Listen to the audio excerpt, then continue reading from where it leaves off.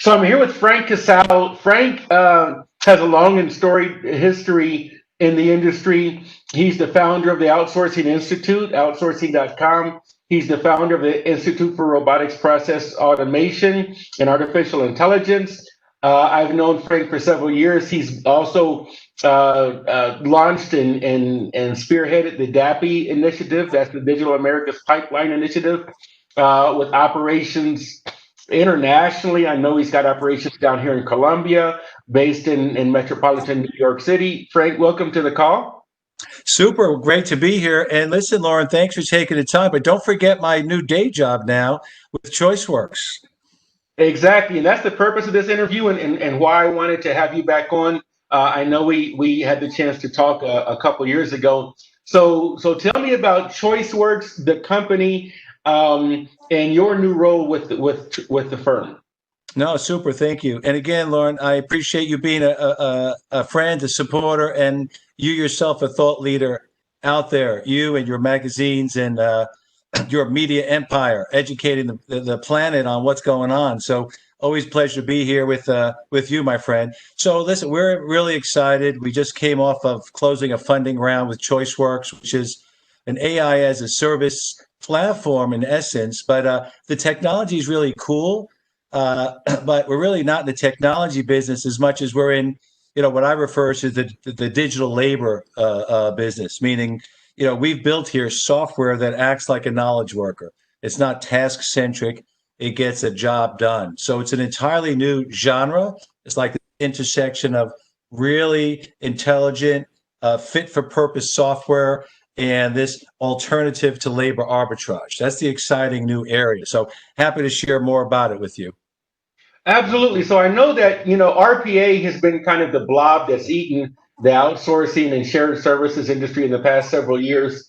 We launched Cognitive Business News a few years ago once we saw that's where things were going. And it's been fascinating because if you listen to an RPA vendor, you can just buy a few bots and then just go home.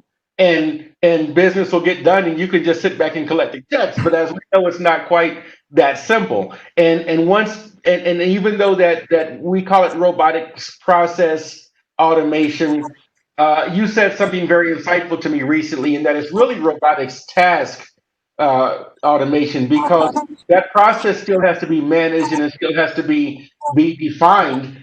But then also we can go and install bots and we can teach bots to do a particular task, but those tasks change. They're working and interfacing with software, and that software changes. And now we have a new phenomenon that nobody expected. Well, at least the salespeople didn't warn us about, and that's called broken bots. So if you could kind of walk us through what is the phenomenon of broken bots, and then tell me about the solution that you guys have come up with to address that.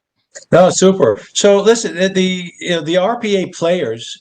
I'm not an RPA hater. There's people out there saying RPA is dead or they're misleading all these people. I would say, hey, listen, RPA and the pioneers that we all know in the RPA space, I'm friends with most of them, they've ushered in this new trend, right, Loren? So we have to thank them for that. And there are thousands of companies now that have already begun the journey.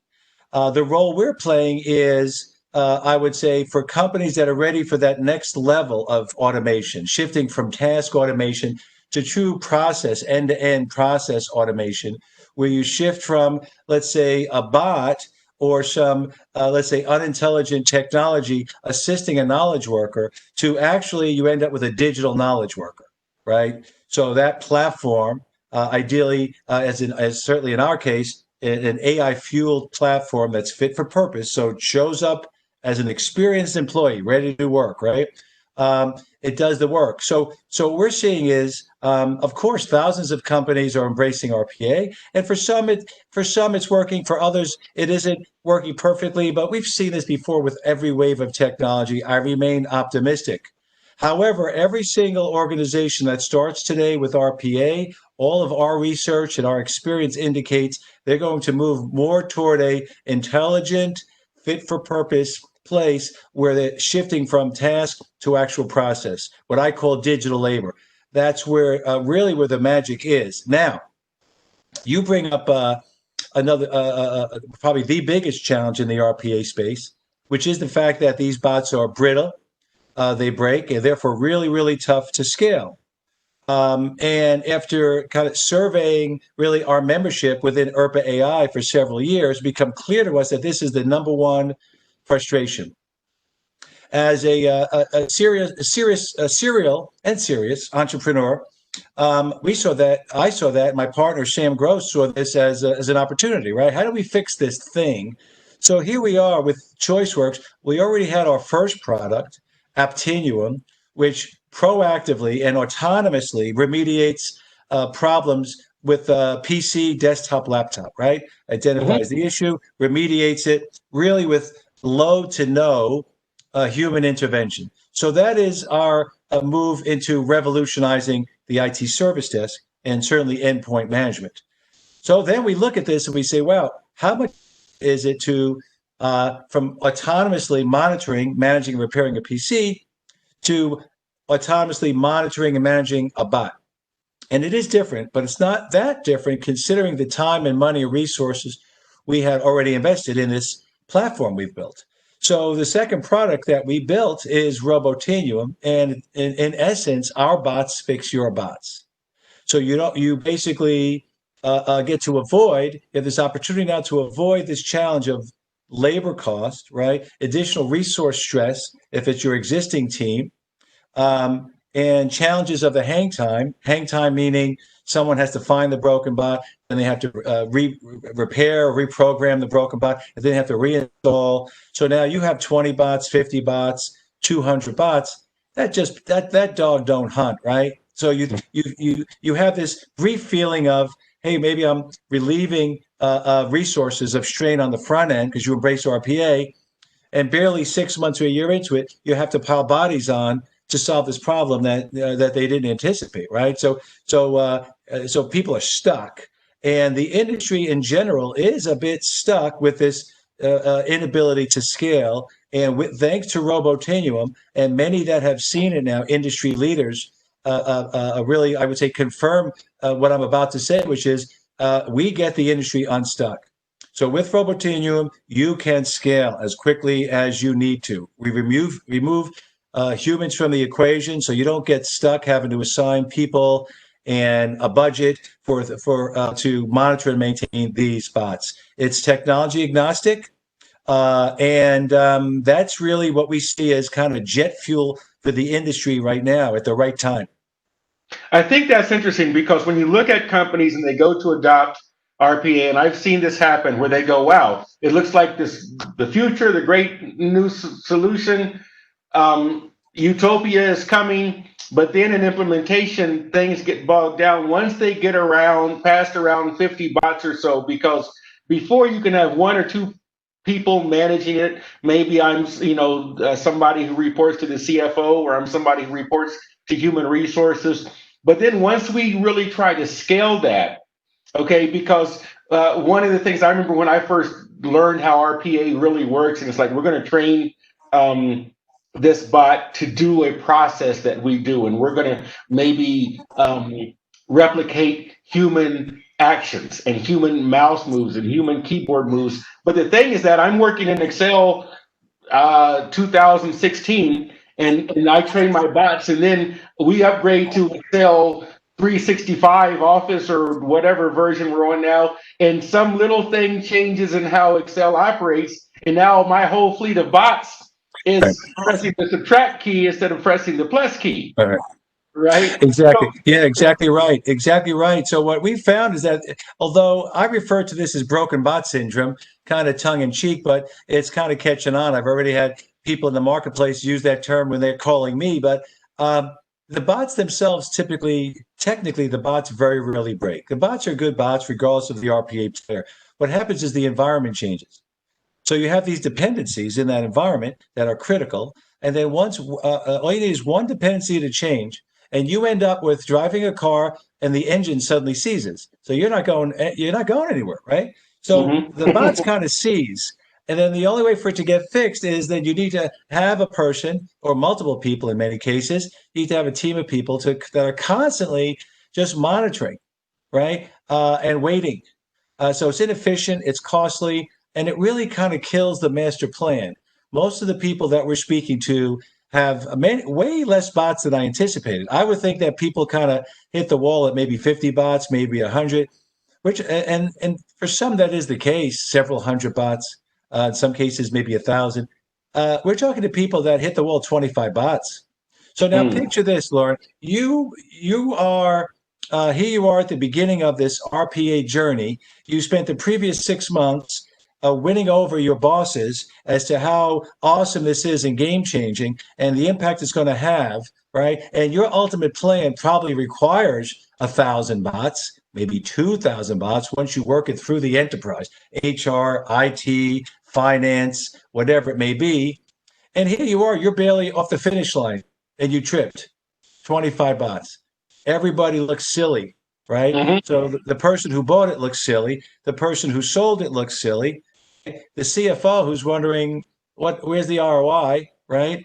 Right. Those that are in the RPA space, whether you're a software provider or even let's say a solution provider, everybody's stuck, right? Everybody's stuck in first gear, and they're trying to get out of first gear. You can't get too far in first gear, so it is the weakest link in the space.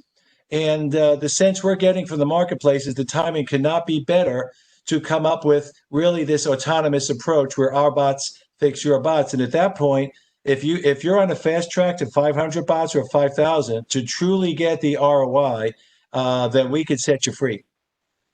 So the space is rapidly evolving. We've got traditional players, or not traditional players, but really segment leaders out there like UiPath and Automation Anywhere. Then there are companies that are maybe you have a specialty like Nice Systems and AntWorks and other companies. So what is the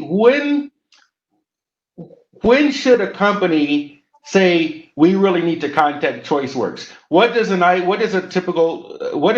company look like that you can help, and what is the situation that you're here to help No, resolve? super. No, wonderful. That's very kind of you. It's a great question. So think of it this way. From a big picture standpoint, we are about leveraging a fit for purpose AI platform Mhm. to create opportunities for companies to tap into digital labor. So think of the evolution the past 30 years from onshore to offshore. Think about this evolution from offshore to no shore, right? Mhm. Meaning digital labor. So it's software that emulates a worker. So if that concept is appealing to you, if you're looking to rein in labor costs, or if you're looking to augment what I would consider kind of digital staff aug, if you're looking to get more out of an existing team, or you're just mostly looking to reduce costs, this is the game changer. And we're not looking to be all things for all people. We really have two specific products. One targets the IT service desk. So if you're a client, if you're an enterprise, let's say user, and you have a service desk and you're unhappy with the service or the experience or the cost, which is very labor Mhm. intensive, then we have the game changer for you. The ultimate of better, faster, cheaper.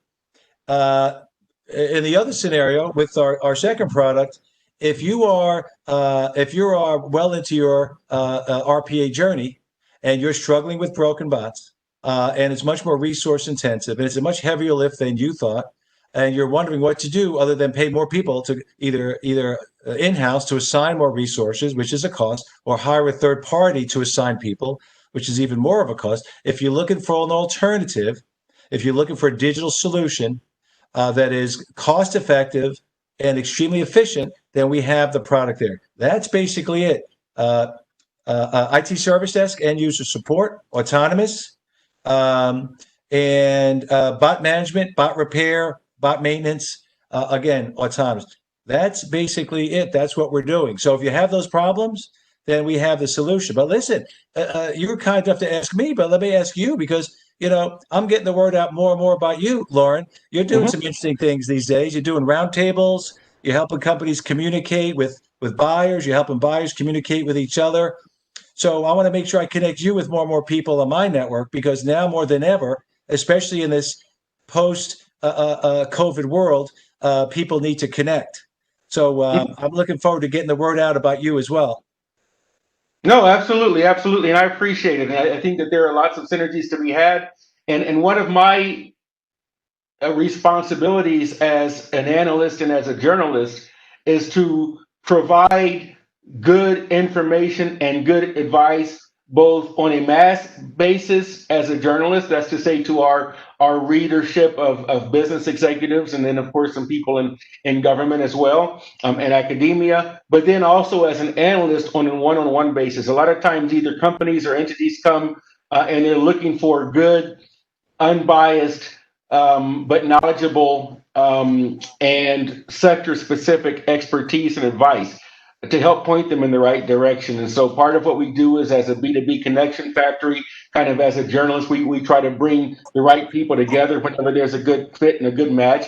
But then really, I try to stay up as much as I can on what's happening in the sectors that I cover, like RPA, like analytics, so that when I discuss things with customers and clients, that I can give them solid advice. And that solid advice from time to time might be, listen, you need to contact the good people at ChoiceWORX. You need to contact the good people at DAPI. They probably can help you with what you're trying to do.